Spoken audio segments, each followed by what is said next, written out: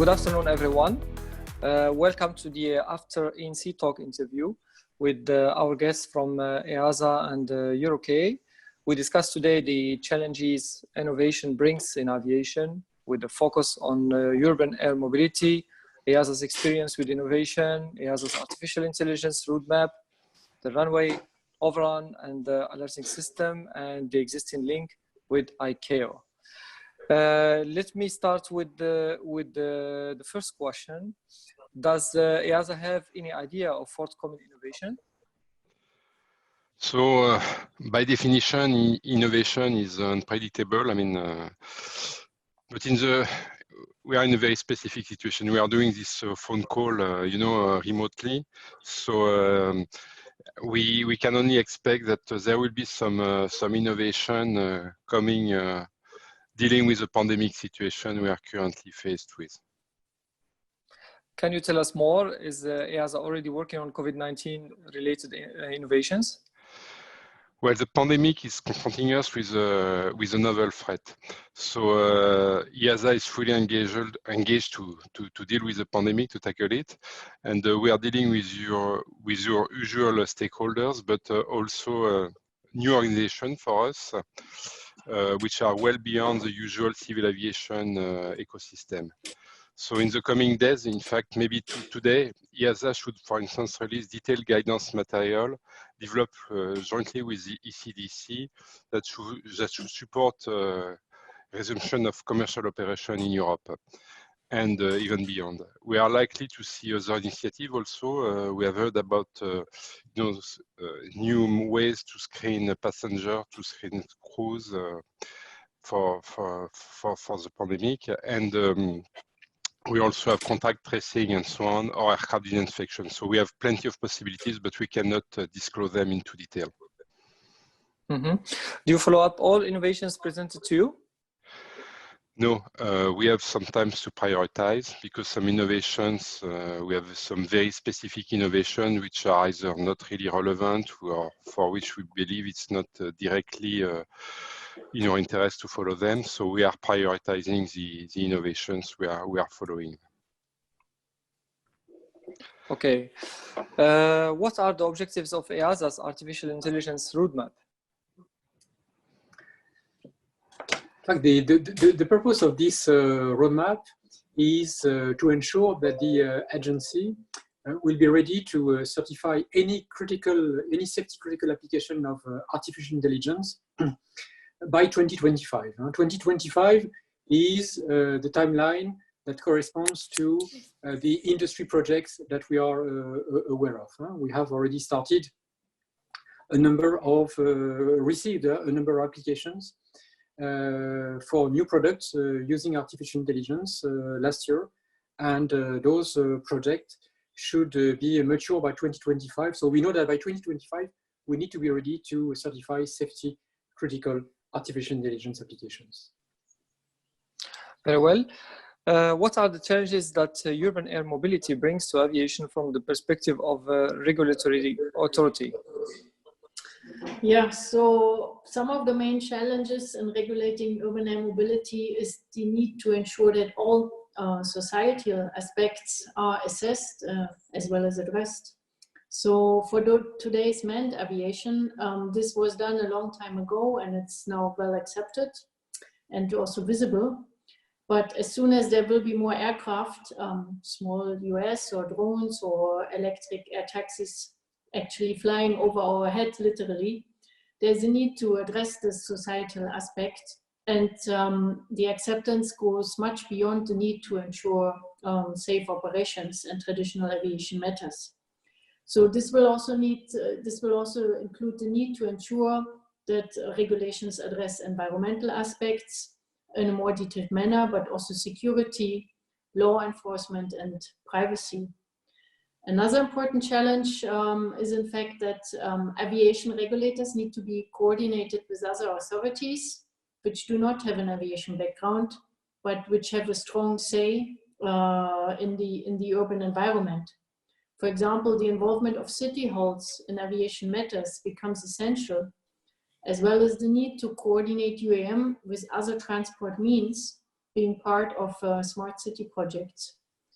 For instance, installing a vertiport, so a takeoff and landing site for air taxis in urban environment.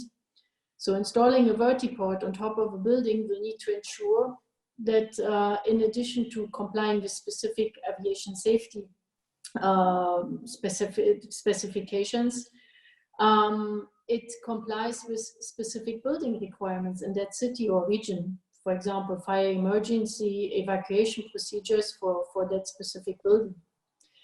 The involvement of many new startups is another challenge, but this also offers a variety of services using those technologies. So those new startups. So we can think about artificial intelligence, blockchain, digitalization tools. And all of these new services, they have so far not been considered in the aviation, or at least not in the same manner. So they offer challenges as well as opportunities. And they also represent a challenge on how to apply a high level of safety standard and regulations for those technologies, as we have to explore new ways of regulating them or improving the efficiency in the aviation world. Then finally, to keep up with all these developments, we need, as aviation regulators, we need to be innovative in the way we come up, we develop our regulations. We need to be more performance-based. We need to still define a high level of safety, but there are other means to identify and to regulate performance. And this is also underpinned or supported by the development of industry standards, which are also one means to achieve the safety objectives. One example we discussed today regarding innovation at EASA was related to the certification of open rotor engine. When can we expect the EASA certification specifications for open rotor engine and its airframe integration? It will not be published in the short term, at least, because there is no project. So it has been reprioritized, and the priority has been given to more concrete projects.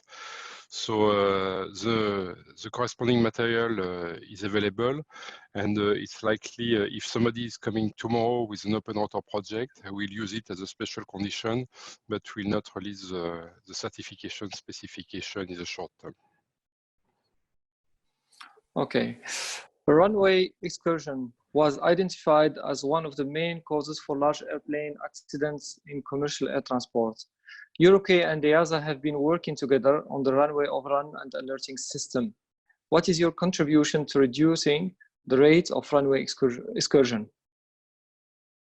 So, as addressed in our presentation, so EASA will contribute in different ways. So in our EPAS program, we have different actions to decrease the risk of runway excursion.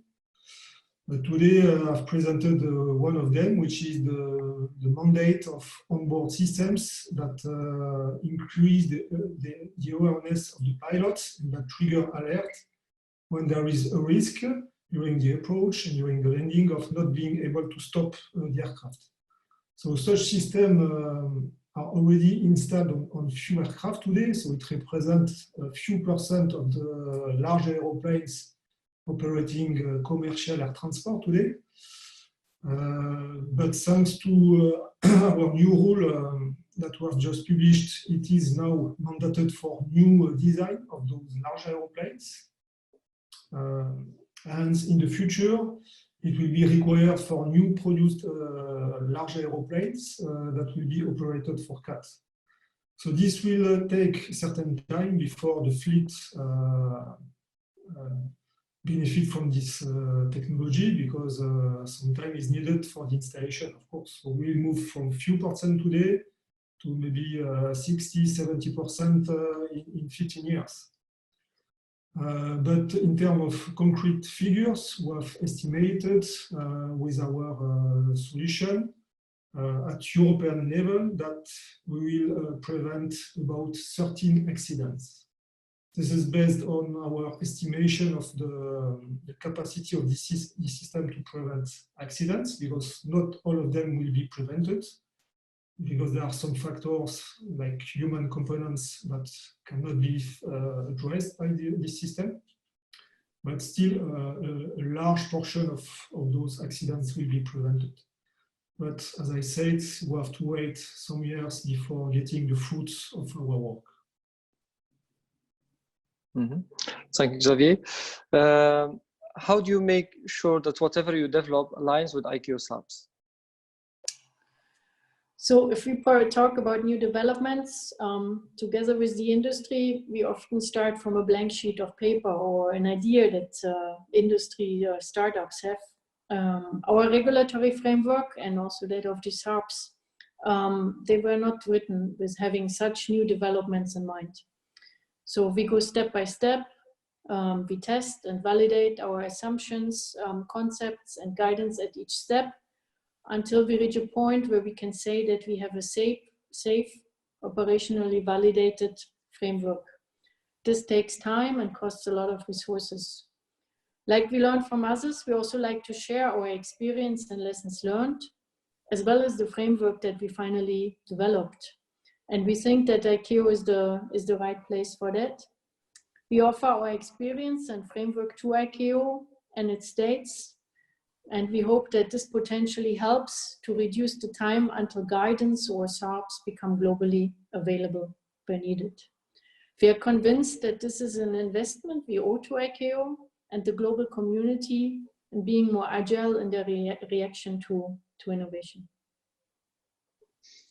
Thank you. So nice sentence from today's ANC talk to conclude. The innovation in aviation is constant and multiform. Aviation is innovation. On behalf of ICAO's Air Navigation Commission, thank you very much, and see you soon for more aviation and more innovation. Thank you, everyone.